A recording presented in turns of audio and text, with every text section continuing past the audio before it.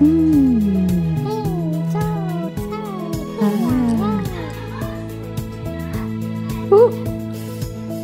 Gitte. Hej Kjeld. Ved du, hvor Mikkel kunne være henne? Jeg tror, han er i computerrummet. Okay.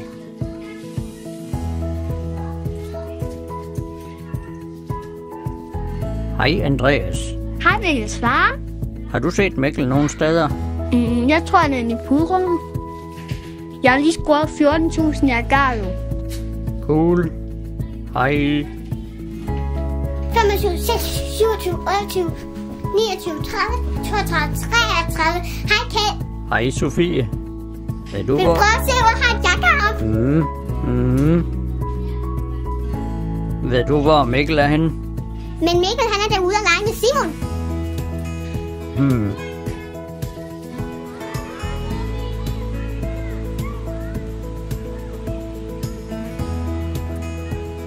Hej far.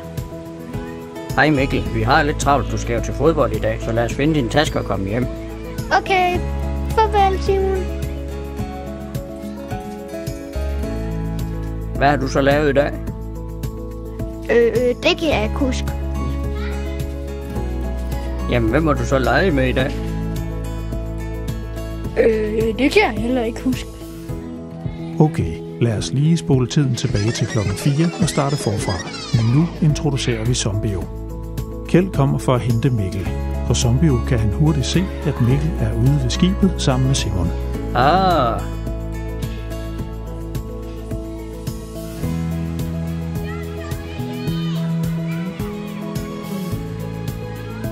Wow, en stor sild, I har fanget Det der. er ikke en sild, far. Det er da en stor fed haj, du skal have til aftensmad.